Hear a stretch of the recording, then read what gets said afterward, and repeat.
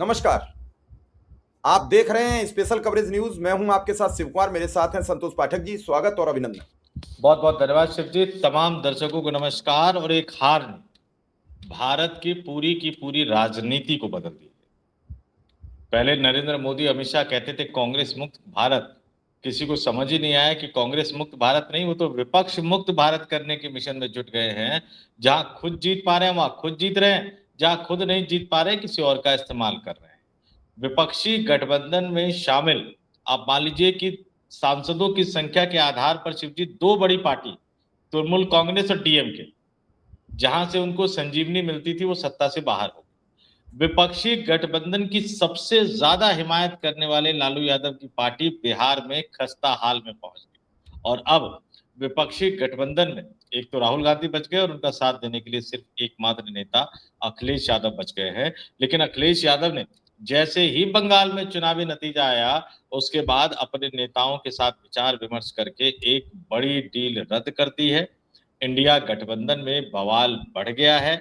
India गठबंधन की याद ममता बनर्जी को आई, लेकिन उस ममता बनर्जी की याद का भी ख्याल अखिलेश यादव ने नहीं रखा, डील रद्द कर दी। और उत्तर प्रदेश में चुनाव जीतने की तैयारी और मिशन में जुटने वाले आने वाले दिनों में नरेंद्र मोदी और अमित शाह, भाजपा कार्यालय से नरेंद्र मोदी ने कह दिया था यूपी की बारी है, संकेत उन्होंने दे दिया था, लेकिन वो भी भौचक्के रह गए कि क्या अखिलेश यादव इतनी बड़ी डील भी रद्द कर सकते हैं। तो एक बड़ी स्टोरी लेकर हम दर्शकों के सामने आए हैं। हमेशा की तरह शुरुआत शिव जी अपने शानदार अंदाज में करेंगे। दर्शकों से अपील आग्रह, कुछ मिनट तक हमारे साथ जरूर बने रहिए। जी शिव जी। नहीं, इसमें सबसे बड़ी बात यह है कि अखिलेश यादव आखिर इस डील को रद्द करने पर आमादा क्यों हुए। इस डील के पीछे तो कई बड़े लोगों का हाथ था।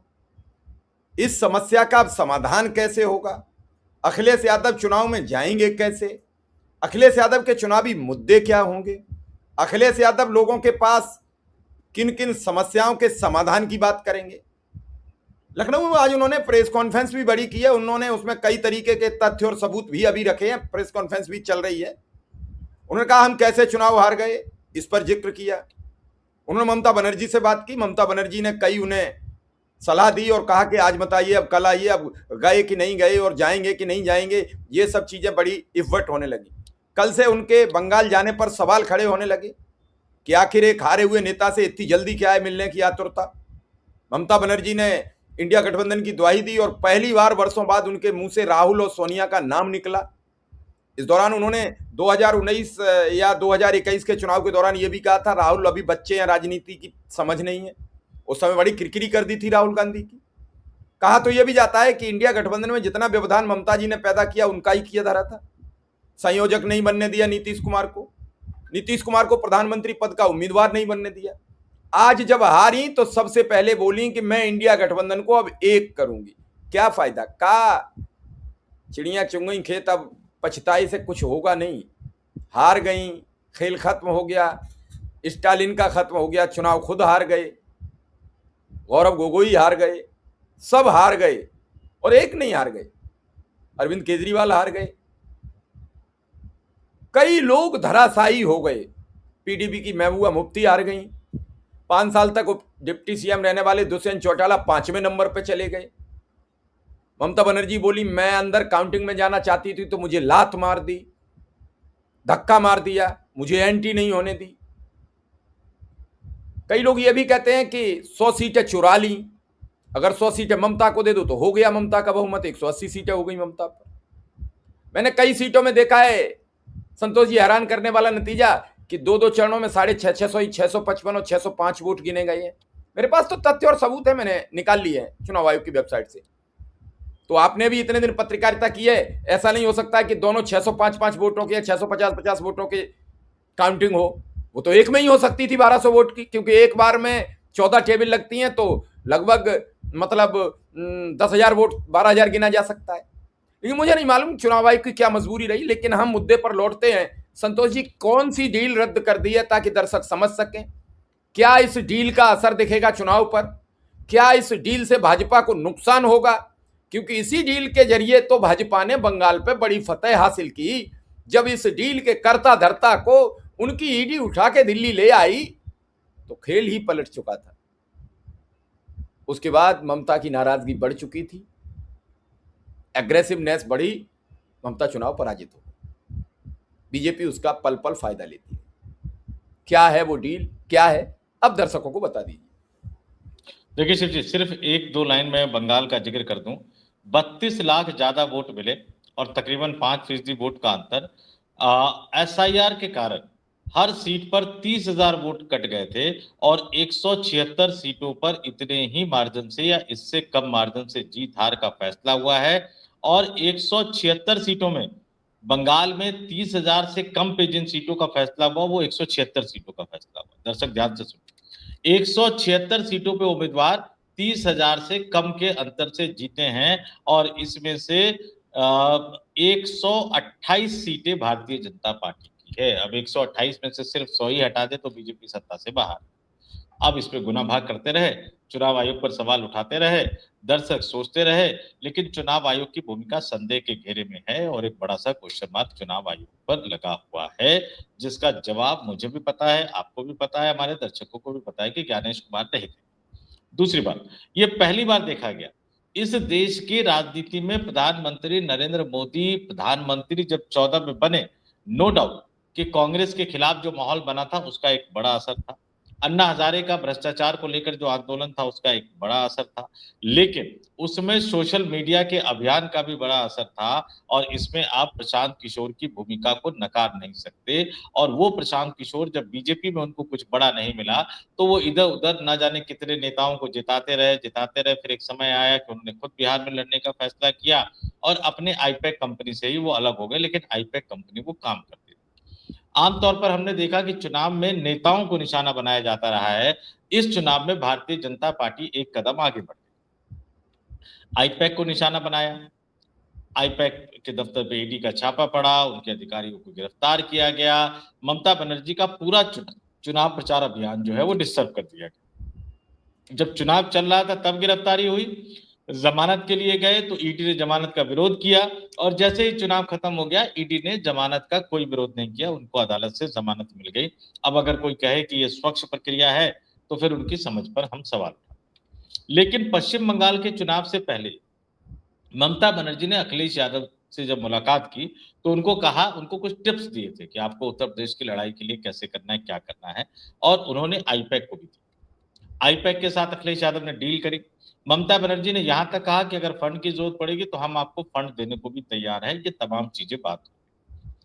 लेकिन ये जो डेटा और एक एक बूथ का और खासतौर से मुस्लिम बूथों पर जिस तरह से भारतीय जनता पार्टी जीती है उससे ऐसा लग रहा है कि क्या आईपैक ने जो डेटा तृणमूल कांग्रेस के लिए तैयार किया था क्या वो बीजेपी के हाथ लग गया, चाहे जैसे भी लगा हो। उसके बाद अखिलेश यादव की नींदें उड़नी स्वाभाविक थी। अखिलेश यादव ने एक बड़ा फैसला कर लिया। मार्च के महीने में आईपैक की टीम ने लखनऊ में एक बड़ा प्रेजेंटेशन दिया था अखिलेश के साथ। अब अखिलेश यादव ने वो एक बड़ी डील रद्द कर दी, लेकिन कंपनी के साथ डील रद्द हो गई है। लेकिन जहां तक मेरे सूत्र ये बता रहे कि उनमें से 4-5 लोगों के साथ बातचीत हुई है, वो मिलकर एक अलग कंपनी बनाएंगे और समाजवादी पार्टी उनको काम देगी। चूंकि वो आईपैक जैसी बड़ी कंपनी नहीं होगी तो पर्दे के पीछे से काम करेगी, यानी समाजवादी पार्टी को एक तरह से हाईजैक करने की कोशिश नहीं करेगी। हालांकि इसका ऐलान 10 दिन बाद होगा या 15 दिन बाद होगा या चुनाव के समय होगा, ये कह नहीं सकते, लेकिन पर्दे के पीछे से वो 4-5 लोग काम करना शुरू कर चुके हैं। अब दिक्कत क्या है कि मोदी और शाह क्यों चौके, पहले मैं बता देता हूँ। आईपैक के खिलाफ पहले से मामला दर्ज है, भाई जमानत मिल गई, जो भी हो गया, लेकिन अब जब ईडी की मर्जी करेगी, जिस राज्य का वो चुनावी प्रबंधन देख रहे होंगे वहां पर तुरंत ईडी के अधिकारियों को गिरफ्तार कर लिया जाएगा। उनके किसी भी दफ्तर पर, चाहे वो जाके अमेरिका में बच जाएंगे, उसको बता देता हूँ, चाहे वो इस देश के किसी भी राज्य में जाके दफ्तर खोल ले, ईडी वहां छापा मारेगी। अब अगर कोई नए नवेले 3-4 लोग बना लेते हैं, हालांकि करने को तो कुछ भी कर सकते हैं, लेकिन फिर उनका तार आपको जोड़ना पड़ेगा। अखिलेश यादव का ये फैसला मोदी और शाह की जोड़ी के लिए इस तरह से चौंकाने वाला है। अब बात आई इंडिया गठबंधन।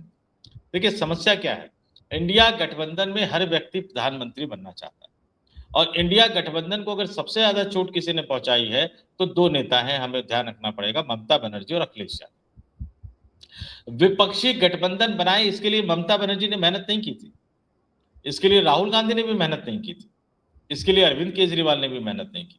नीतीश कुमार तेजस्वी यादव को लेकर इस देश के हर राज्य में गए और हर राज्य में विपक्षी नेताओं के साथ बातचीत करके उन्होंने एकजुट किया। ये कौन इंकार कर सकता है शिव जी? ये तो इतिहास है। एक एक दरवाजे घूमे नीतीश कुमार, और जब एक एक दरवाजे नीतीश कुमार घूमे, तो जब उनको संयोजक बनाने की बात आई, सब कुछ तय हो गया था, फिर अचानक ममता बनर्जी ने भाजी क्यों मार दी? कहा गया कि ममता बनर्जी अखिलेश यादव एकजुट हो गए थे। ममता की मेहनत नहीं थी विपक्षी गठबंधन, अखिलेश की मेहनत नहीं थी विपक्षी गठबंधन। और मैं दर्शकों को इस देश का इतिहास याद दिला देता हूं, जब भी कोई बड़ा राजनीतिक बदलाव हुआ वो जोड़ी ने किया है शिव जी।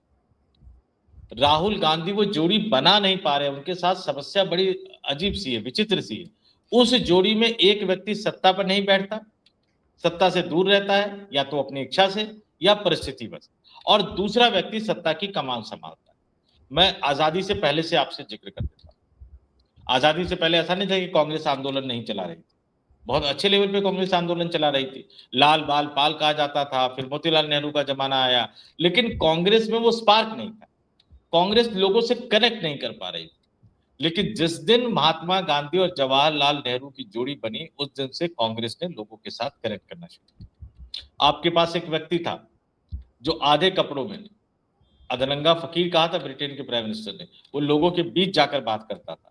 और आपके पास एक सूट बूट पहनने वाला व्यक्ति था जो विदेश से पढ़ा हुआ था, अंग्रेजी बोल सकता था, वो अंग्रेजी मीडिया की आंख में आंख डालकर उस जमाने में बोलता था कि भारत को गुलाम बनाना ये ब्रिटेन का सबसे बड़ा अन्याय है। जो विदेशी हुक्मरानों से उनकी भाषा में बात कर सकता था, भारत के मैसेज को विदेशों तक पहुंचा सकता था, और ब्रिटेन को कई बार मजबूर होना पड़ा अंतरराष्ट्रीय स्तर पर अपनी छवि को बचाने के लिए।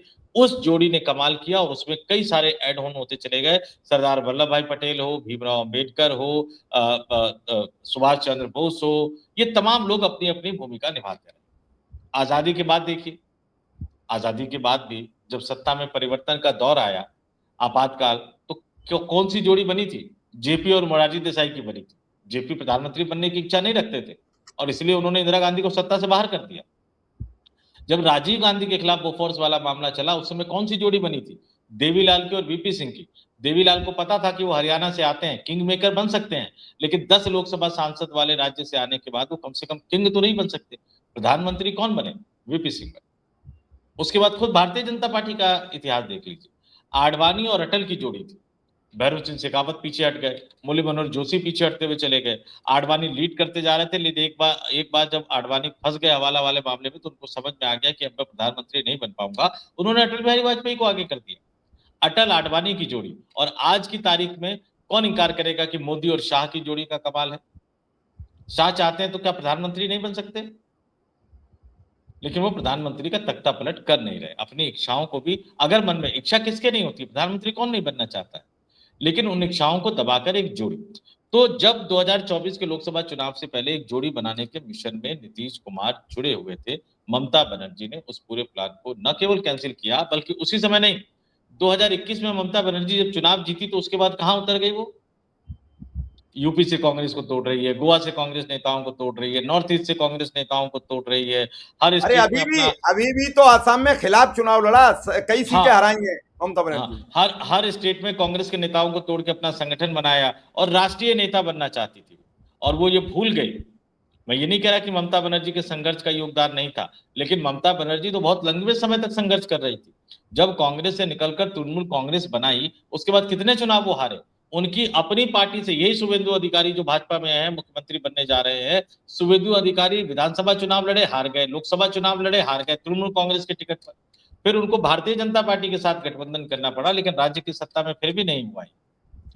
फिर जब 2008 में लेफ्ट फ्रंट ने अमेरिका के साथ न्यूक्लियर डील के मामले में कांग्रेस पार्टी के नेतृत्व वाली चल रही यूपीए सरकार से समर्थन वापस लिया, तब सोनिया गांधी ने कहा कि अब हमें लेफ्ट को हराना है, और 2009 के लोकसभा चुनाव के बाद ममता बनर्जी को मनमोहन सिंह की सरकार में सोनिया गांधी ने रेल मंत्री बनाया। और उस समय 2008 में, मैं दर्शकों को याद दिला दूं, ममता बनर्जी के संघर्ष को नकारा नहीं जा सकता, लेकिन सोनिया गांधी की भूमिका को भी नकारा नहीं जा सकता। 2008 में डिलिमिटेशन कमीशन ऑफ इंडिया की रिपोर्ट लागू की गई।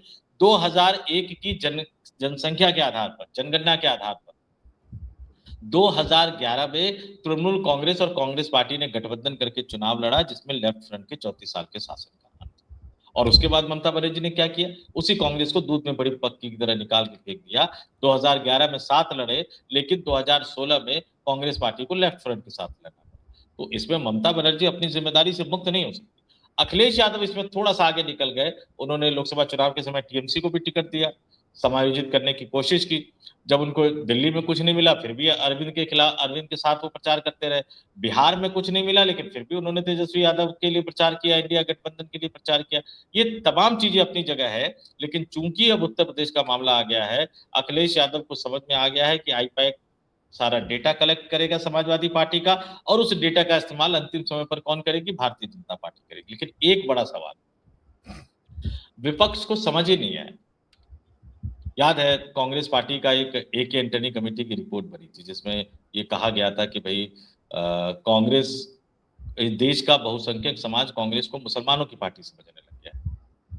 भारतीय जनता पार्टी ने इसको स्थापित किया। असम में क्या हो रहा है? हिमंता बिश्व शर्मा क्या कह रहे हैं? पश्चिम बंगाल में क्या हो रहा है? क्या कहा जा रहा है? अब एक तरफ तो पहले भारतीय जनता पार्टी विपक्ष के दल को मुसलमानों की पार्टी साबित करके हिंदुओं को कहती कि देखो ये तुम्हारी पार्टी नहीं, और फिर मुसलमान एकजुट होकर वोट ना करे, मुसलमान के वोटों को बांटने की रणनीति भी तैयार करती है। ये पश्चिम बंगाल में कामयाब हो गया, ये असम में कामयाब हो गया, और उत्तर प्रदेश में भी अखिलेश यादव के खिलाफ ऐसा ही एक खेला शुरू हो गया है। आज ही एक बड़े मीडिया हाउस की खबर है जिसमें बताया जा रहा है कि अखिलेश यादव MY समीकरण को दुरुस्त करेंगे। MY समीकरण के आधार पर अब उत्तर प्रदेश का इलेक्शन अखिलेश यादव नहीं जीत सकते हैं। आज मैं 101% इसकी गारंटी आपको दे रहा हूं। अब अखिलेश यादव कितनी समझ विकसित करते हैं, कितना आगे बढ़ते हैं, तो बात की बात है। नहीं, मैं बात आपकी समझ रहा हूं। MY का मतलब है कि अखिलेश के पास फिर दो तबके का ही वोट रह जाना, बाकी फिर एंटी हिंदू बना के और हिंदुइज्म, सेकुलरिज्म और सनातन सबका घोलमेल करके बाकी हिंदू सब एक मंच पर लाके बीजेपी खड़ा कर दे। यहां सेकुलर नेता नहीं। कल मैं देख रहा था, एक बीजेपी के बड़े समर्थक पत्रकार हैं, मैं नाम नहीं लूंगा, वो कह रहे थे असली सेकुलर तो हम सबको इकट्ठा करते हैं और चुनाव जीत जाते हैं। ये कहां से असली सेकुलर? इनके साथ कौन आता है? मुस्लिम रह जाता है, और अकेले मुस्लिम को ले जाने का क्या मतलब सेकुलर है? बात उनकी बड़ी कांटे की थी। यही लोग कह कह के तो अखिलेश को डुबो देंगे, यही कह कह के तो ममता को डुबो दिया कि सेकुलर ये कहां करते हैं। सेकुलर का मतलब है हिंदू, मुस्लिम, सिख, ईसाई सब आपस में भाई भाई, सबको लेके चलो। लेकिन आपके पास कौन रह जाते हैं? अकेले मुसलमान। फिर आप सेकुलर कैसे? ये नारा एक नया गढ़ा गया है। वो सेकुलर हो गए, सभी हिंदुओं को लेकर चल पड़े। कितने फीसदी को? कितने? क्या बंगाल में 55% मुसलमान हैं? संतोष जी बताइए, क्या 55% मुसलमान है बंगाल में? तो जिसे 55% विरोध में आपके में खड़ा है, वो बट गया तबका।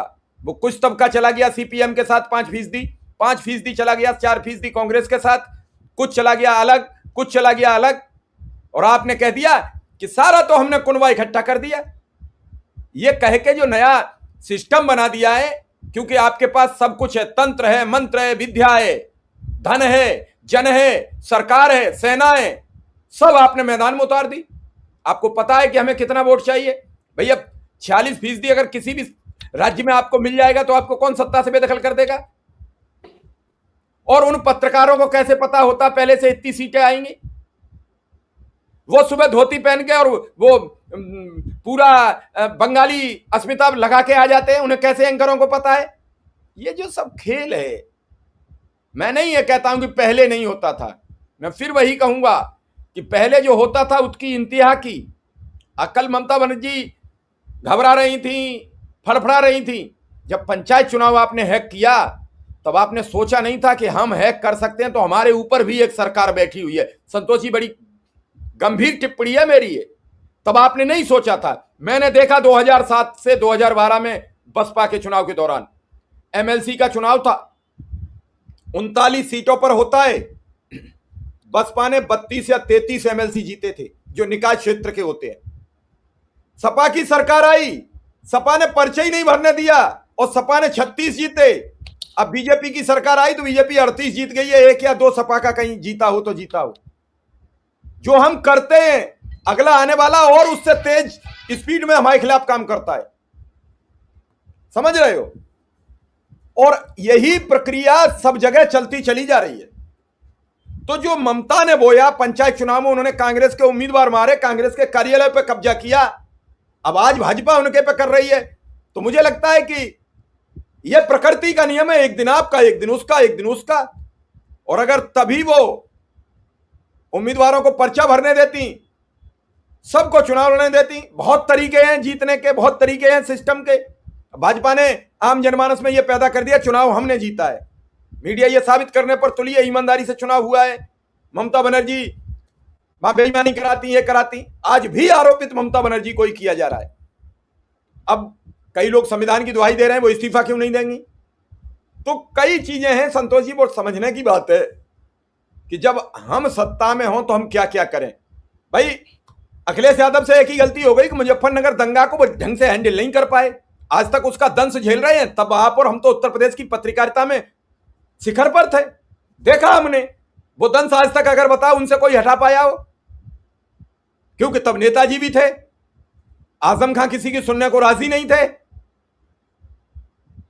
और अखिलेश की नई नई दौर थी, 2012 में ही सत्ता में आए थे, 13 में दंगा हो गया था, एक वर्ष हुई नहीं थी, राज्य को समझ नहीं पाए थे, युवा थे। तो जो दंश लग जाता है वो जीवन भर नहीं छूटता है। अखिलेश से ज्यादा विकास करने वाला मुख्यमंत्री अब तक ना उत्तर प्रदेश को मिला है और न मिलेगा, इसमें कोई दो राय नहीं है। सड़कों का जाल बिछाया, गाजियाबाद में एलिवेटेड रोड बनाया, नोएडा में एलिवेटेड रोड बनाए, मेट्रो का विकास किया जिसका उद्घाटन योगी आदित्यनाथ ने करके अपने नाम ले लिया, सब कुछ किया। लेकिन जनता ने नकार दिया। काम बोलता है, काम बोल गया। क्यों? काम बोलते का भी जो स्लोगन चलाया था वो जमीन तक नहीं गया। उसी समय पारिवारिक विद्रोह ने जमीन पर रख दिया। और ये 2 जगह हो चुका है, बिहार में हुआ तेजस्वी और तेज प्रताप, उत्तर प्रदेश में हुआ अखिलेश यादव और शिवपाल। भाई भाजपा के पिटारे में कई सांप बंद हैं, वो जब जैसा चाहते हैं वैसा छोड़ देते हैं, सामने वाले को डस लेता है, सामने वाला दवा के चक्कर में भागता रहता है, जड़ी बूटी सूखता रहता है, सच्चाई पे नहीं आता। तो कहीं ना कहीं गलतियां जो भूल करते हैं, भाजपा उस हर भूल का फायदा उठाती है। संतोष जी आप बेहतर समझ रहे हैं, हर भूल का। तो इसे क्या कहोगे? भूल आप करोगे, सामने वाला उसका फायदा उठा ले जाए, फिर कहोगे नहीं नहीं उसने बेईमाना कर लिया, तो फिर तो रोते रहो, गाते रहो। भाई मोदी जी का चुनाव राहुल गांधी ने महाराष्ट्र की विधानसभा के सबूत जुटाए आपके समक्ष, सब विपक्ष ने नकार दिया। कहां से ये डेटा ले आए? एक व्यक्ति साथ नहीं खड़ा हुआ। वो बिहार गए, वोट चोरी को लेकर, एसआईआर को लेकर पदयात्रा निकाली, विपक्ष का एक नेता नहीं, तेजस्वी भी बेमन से उनके साथ थे। बड़ा जनसमूह उमड़ा, उन्हें लगा कोई साथ नहीं है, वो अपना विदेश चले गए। क्या हुआ बिहार में? क्या हुआ बिहार में? आपके सामने है सब। और फिर भी आरोप क्या लगा कि राहुल गांधी ने समा तो बना दिया, अब चुनाव के समय गायब हो गए। भाई जब किसी की, राहुल गांधी 100 सांसदों की पार्टी को लीड कर रहे हैं, तुम्हारे 37, 35, 29 सांसद समर्थन है, लेकिन वो साथ छोड़ दे, तुम्हारे आधे आधे बीजेपी 3 दिन में तोड़ देगी। मैं बड़ी गंभीर बात आपसे कर रहा हूं। तो इसे रोकने के लिए सबको मिलकर मैदान में आना पड़ेगा और सबको अपनी अपनी राय रखनी पड़ेगी। संतोष जी, सबको मिलकर आना पड़ेगा, जोड़ी बनानी पड़ेगी, नेताओं का एक संगठन बनाना पड़ेगा और इस देश के बहुसंख्यक समाज को, मतलब हिंदुओं को, एक भरोसा दिलाना पड़ेगा कि आप एक धर्म विशेष की पार्टी नहीं। मैं फिर कह रहा हूं, ये एक अलग तरह के कुचक्र में फंस गए हैं और इससे बाहर निकलने के लिए आपको ये साबित करना पड़ेगा कि आप सभी धर्म, जाति, संप्रदाय के लोगों की पार्टी है। अब ओबीसी का राग, पीडीए का राग, दलित का राग, पिछड़ा राग, अपर कास्ट का राग, जनरल कास्ट का राग नहीं।